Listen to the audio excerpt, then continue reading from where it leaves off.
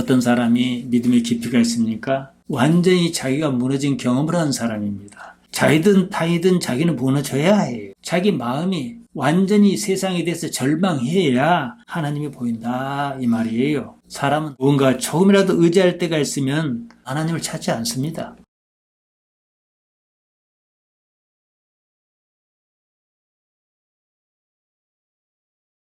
하나님 우리 아버지, 우리를 지켜주옵소서. 우리가 같이 말씀을 읽었습니다. 그 말씀이 우리 심령에서 살아나도록 하나님께서 역사해 주옵소서. 예수님 이름으로 기도하옵나이다. 아멘. 벌써 요한복음이 51번째입니다. 다음 주면 딱 1년입니다. 우리 기독신앙은 세상을 사는 방법을 새롭게 제시합니다. 그러니까 예수님을 믿으면 세상을 사는 방식이 달라야 해요. 그런데 똑같다 그러면 예수님 믿는 게 아닙니다. 그렇자면 일단 자기를 버리고 새로운 자기로 다시 시작해야 합니다. 예수님께서 일찍이 당신을 따르는 사람에게 그것을 말씀하셨습니다. 마가복음 8장 34절입니다. 무리와 제자를 불러 이르시되 누구든지 나를 따라오려거든 자기를 부인하고 자기 십자가를 지고 나를 따를 것이니라. 이게 우리 기독신앙의 출발점입니다. 인간은 자기를 내려놓는 것을 싫어합니다. 자기가 부정당하는 것이 싫어요. 자기가 부정당하는 것을 거부하도록 육체에 새겨져 있어서 그럽니다. 자기라는 것은 어느 날 갑자기 생긴 게 아닙니다. 살면서 여러 가지 경험을 통해 만들어진 것입니다. 이를테면 평생에 걸쳐 쌓아온 공든탑과 같습니다. 그것을 허물라고 하니 거부 반응이 일어납니다. 받아들일 수가 없어요. 본능적으로 작동하는 방어 기제입니다. 가진 것이 많을수록 자기를 부정하는 것에 마음에서 통증을 크게 느낍니다. 가진 것이 적은 사람은 그나마 덜합니다. 예수님께서 어째서 없는 사람을 부르셨겠습니까? 제자는 가진 것이 별로 없었습니다. 그랬기에 예수님을 따르기가 조금은 더 수월했습니다. 예수님을 십자가에 내몬 유대인은 그와 반대였습니다. 가진 것이 있었습니다. 그만큼 자기가 컸습니다. 그랬기에 예수님을 더욱 배척했습니다. 예수님이 옳은 줄은 알아도 함께할 수 없었습니다. 갈등을 빚다가 급기야 죽이기로 모의했습니다. 오늘 본문이 그것을 말합니다. 47절에서 53절에 보면 대제사장과 바리새인이 공회를 모았다고 했습니다. 공회, 시네드리온입니다. 대부분의 학자가 예루살렘 공회를 가리킨다고 봅니다. 그해 대제사장이었던 가야바가 나섰습니다. 예수님 문제를 그대로 두면 민족이 망할 것이라고 했습니다. 한 사람이 죽어서 민족이 망하지 않는 것이 유익하지 않겠느냐는 것이 가야바가 개발한 논지였습니다. 예수님은 죄가 없었습니다. 빌라도도 그 사실을 인정했습니다. 요한복음 18장 38절에 나옵니다. 가야바는 민족을 위해서라는 아주 좋은 핑계를 찾았습니다. 로마로부터 민족을 지키자니까 예수님을 죽여야 한다는 논리였습니다. 사실은요, 자기를 보존하려고 민족을 위한다는 논리를 내세운 겁니다. 여느 독재자나 이런 사람 보십시오. 사실은 자기를 위해서 국가를 거론하고 민족을 거론하고 이러지 않습니까? 똑같습니다. 유대의 기득권 세력은 그만큼 자기를 지키고 싶었습니다. 그동안 누려왔던 것을 예수님으로 인해 잃는 것이 싫었습니다. 예수님을 그냥 놔두면 자기들이 가지고 있던 것, 누려왔던 것을 내려놓아야 하는 상황이 불을 보듯 뻔했습니다. 어떻게든 자기를 지키려고 했습니다. 그렇자면 예수님이 없어져야 했습니다. 예수님을 죽이기로 했습니다. 거기에 맞추어 그런 논리를 개발했습니다. 요즘 아이들 사이에서는 역체감이란 말을 잘 씁니다. 몸으로 어떤 감각을 느끼는 것을 체감이라고 합니다. 와닿는 느낌이 원래 것보다 못할 때, 그보다 떨어질 때 역체감이라고 합니다. 역체감이란 말은 거꾸로 체감한단 말인데 어법에는 맞지 않습니다. 성경은 사실을 말합니다. 헬라말로 알레데이아입니다. 사실 그 자체가 다름 아닌 진리라는 것이 요한복음의 주장입니다.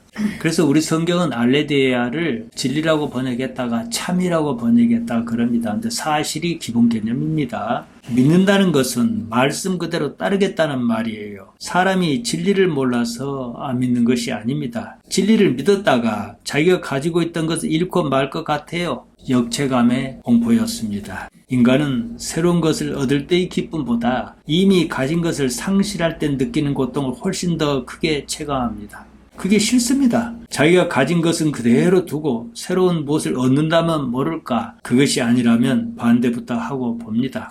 어떤 사회운동가가 있습니다. 공평하게 나누자며 그런 운동을 펼쳤습니다. 그 사람도 막상 자기가 가지면 자기가 했던 주장을 다시 생각합니다. 이런 습성은 인간의 오랜 관성입니다. 그래서 진리를 몰라서가 아니라 진리를 알아도 거부하는 거예요. 진리 그 자체가 자기에게 손해를 주니까요. 인간이 진리고 사실을 외면하는 데는 이런 이유가 있습니다. 이것이 예수님과 유대인 사이의 갈등이 촉발한 결정적인 계기였습니다. 유대인은 예수님의 말씀이 옳은 줄은 알았습니다. 아무리 따져봐도 옳은 말씀만 하시거든요. 흠을 잡을 수가 없거든요. 하지만 그 말씀을 따르고 싶지는 않았습니다. 그랬다가는 그동안 자기가 누리던 것을 모두 내놓아야 할지 모른다는 판단이 본능적으로 작동했습니다. 자아를 지키려는 방어기제였습니다. 그들은 복음을 크게 오해했습니다. 복음은 자기 것을 빼앗는 것이 아닙니다. 오히려 더 풍성하게 하려는 것이 하나님의 의도입니다. 자기를 버리면 하나님께서 채워주신다는 사실을 믿지 못하겠는 거예요. 그런 경험이 없습니다. 그 때문에 자기를 지키는 쪽을 선택합니다. 이것이 우리 기독신앙의 성패를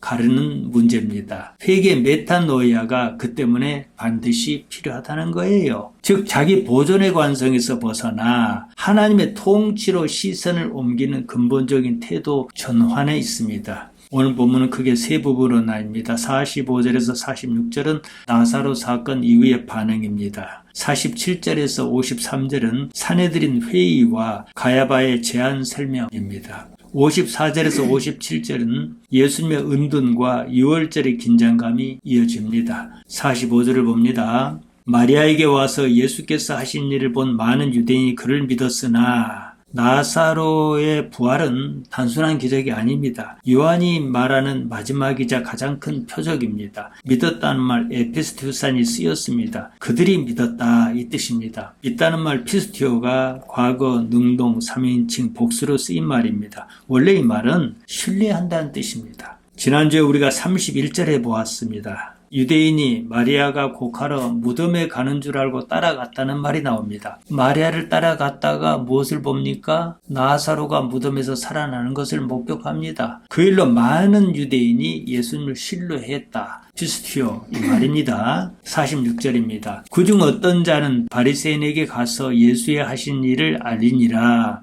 나사로가 살아났다는 사건을 목격한 유대인 중에 어떤 자가 바리새인에게 가서 그 일을 알렸다고 합니다. 오자질했다는 말은 아니에요. 그런 의미는 없습니다. 그냥 단순하게 봅니다. 그들이 45절에서 말하는 믿은 사람인지 또 처음부터 악의를 가지고 예수님께 접근했던 사람인지 단순히 호기심으로 예수님께 접근했다가 생각 없이 그 일을 바리새인에게 알렸는지 확실하지 않습니다. 어느 쪽이든 그 결과가 예수님께 불리해진 것은 마찬가지였습니다. 그 일로 공회가 모였습니다. 예수님을 죽이기로 모의했습니다.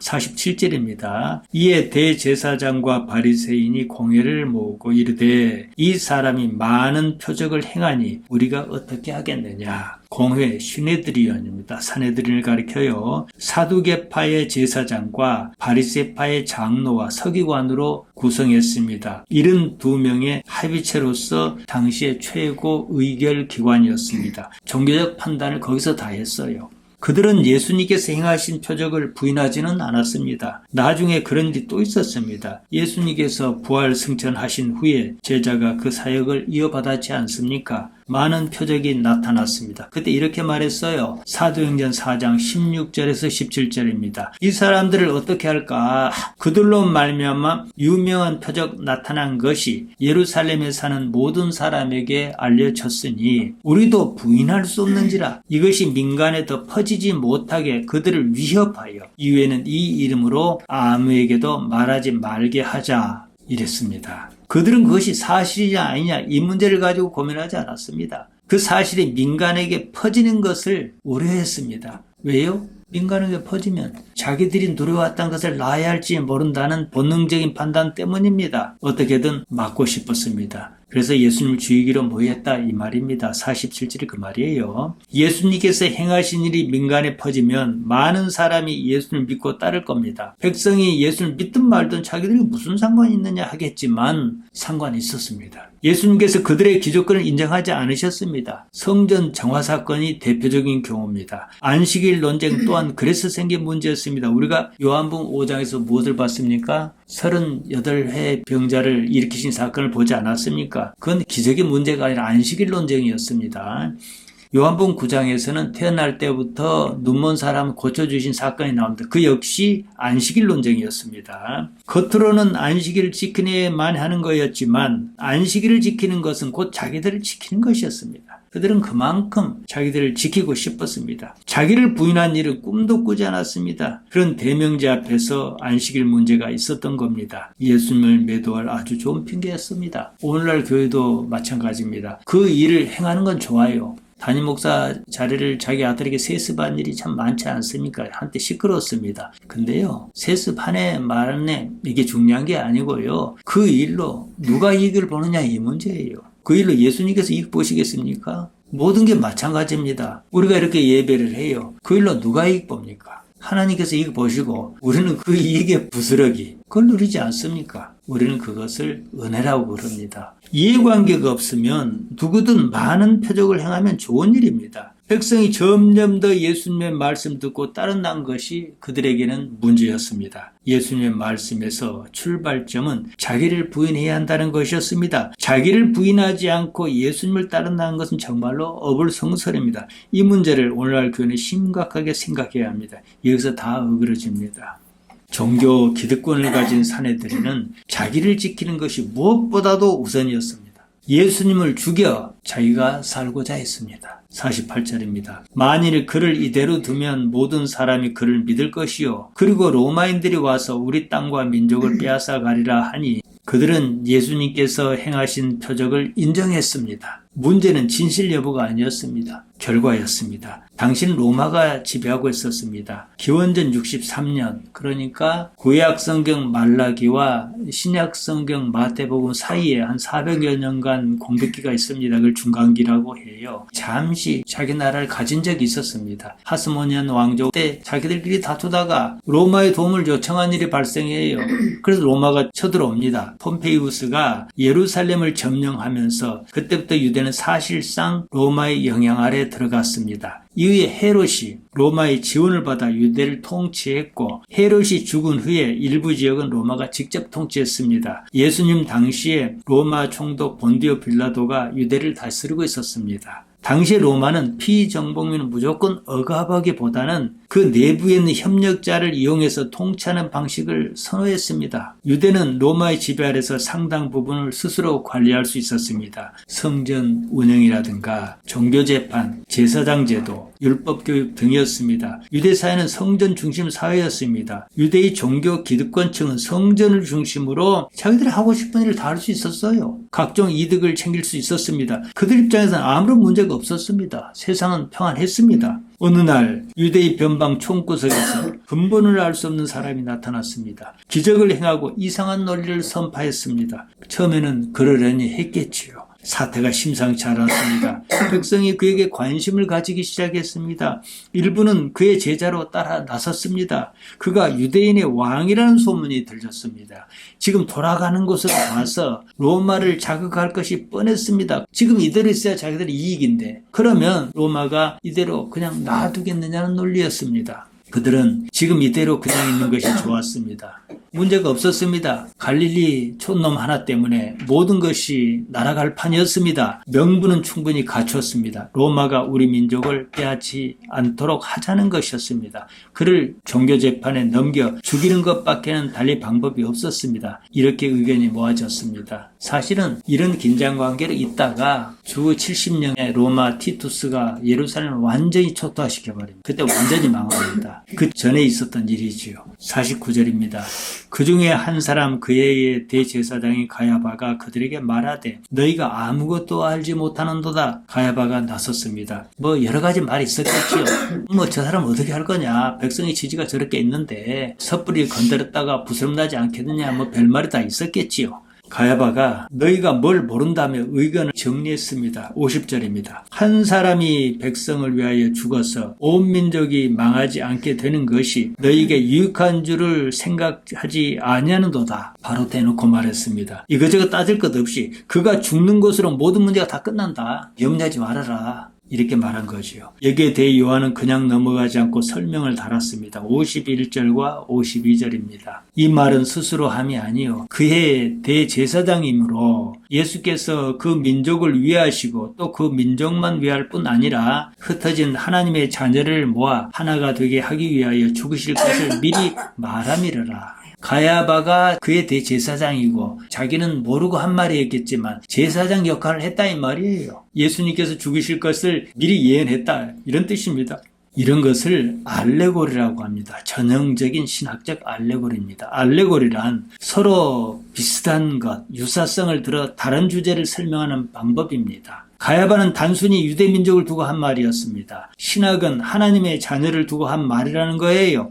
이런 알레고리가 가룟 유다에게서 그대로 나타납니다. 유다의 배신으로 예수님께서 십자가에 달리셨습니다. 유다가 예수님의 십자가 사역을 돕기 위해서 배신했겠습니까? 유다는 순전히 자기 생각에 따라 그렇게 행동했습니다. 그것은 인류를 구원하려는 하나님의 섭리 가운데 있었던 일이라는 것, 이런 것이 알레고리입니다. 저는 무엇이 무엇을 가리킨다는 식으로 이런 알레고리적 해석을 좋아하지 않습니다. 삶은 현실이에요. 삶의 실제에서는 이런 알레고리는 별로 도움을 주지 못합니다. 제가 관심을 가지는 것은 실제로 사는 이 삶입니다. 지금 사는 이 삶에 하나님께서 어떻게 나타나시냐는 거예요. 하나님을 어떻게 현실적으로 인지할 것이냐 이 문제입니다. 아무튼 요한은 가야바의 입을 빌려 예수님의 사역을 설명하고 있습니다. 이 모든 것이 하나님의 뜻 안에서 일어난 일이다 이렇게 말하고 싶은 거예요. 모든 알레고리는 결과의 관점에서 역으로 추정한 얘기입니다.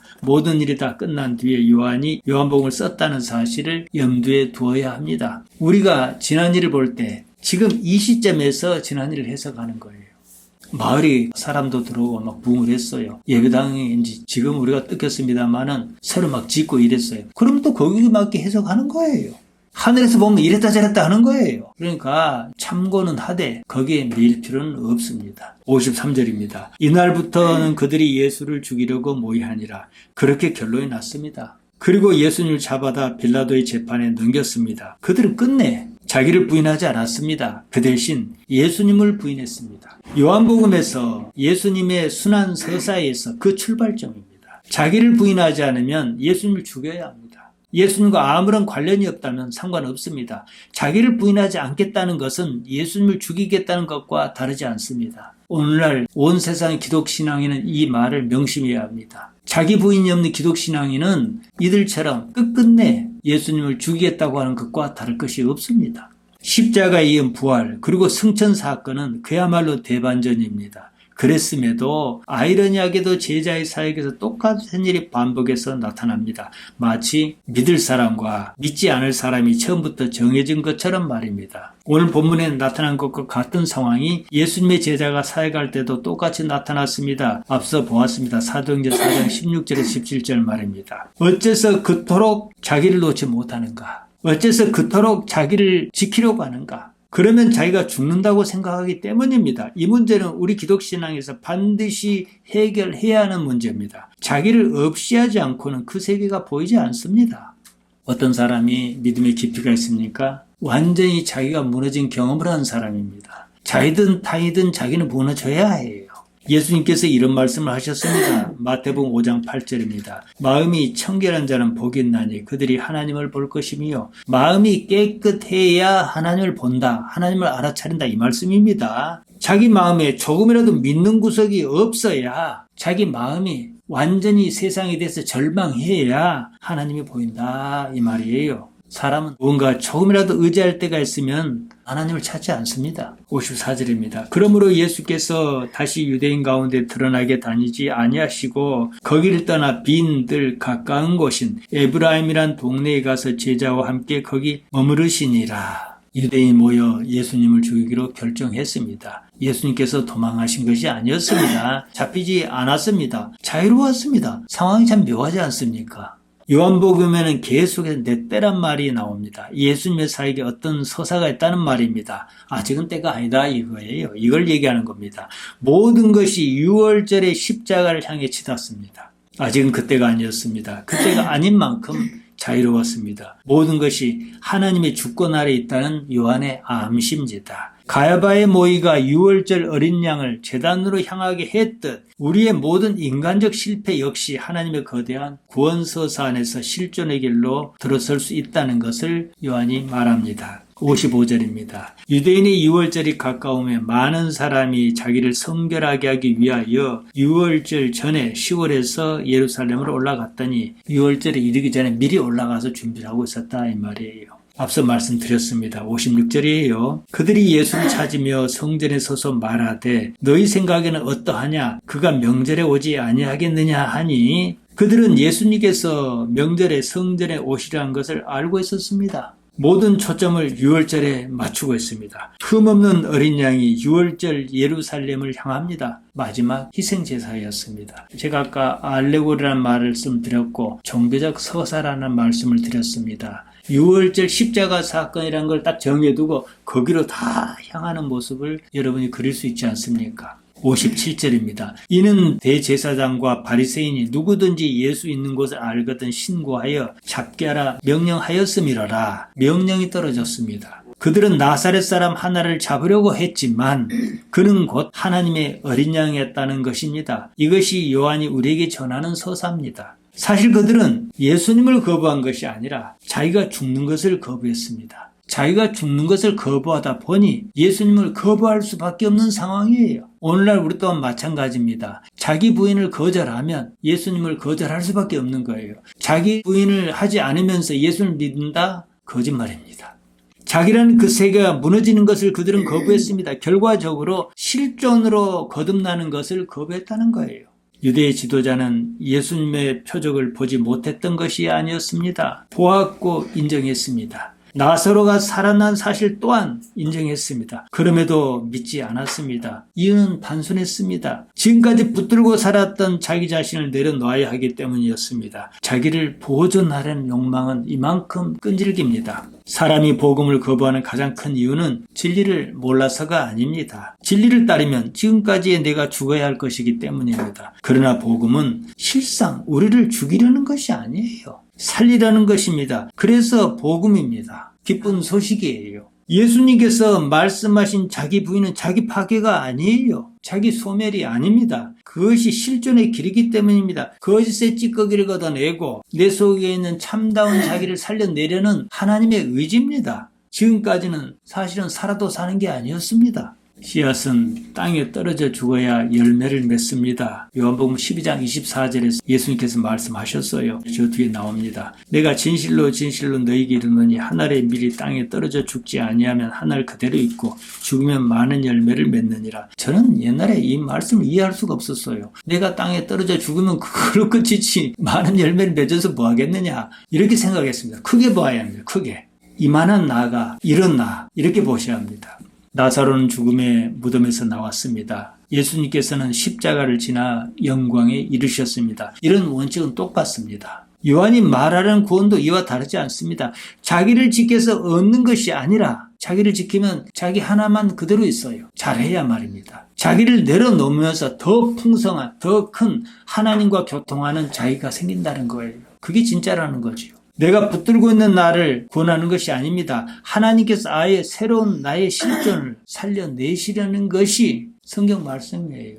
가진 자는 끝내 자기를 놓지 않았습니다. 그 대신 예수님을 죽이기로 모의했습니다. 반면에 제자는 모든 것을 이해는 못했어요. 그럴지라도 예수님을 끝내 따랐습니다. 그 결과가 어떠했는지 우리는 성경을 통해서 봅니다. 못 믿겠거든 따라가기는 잘해요.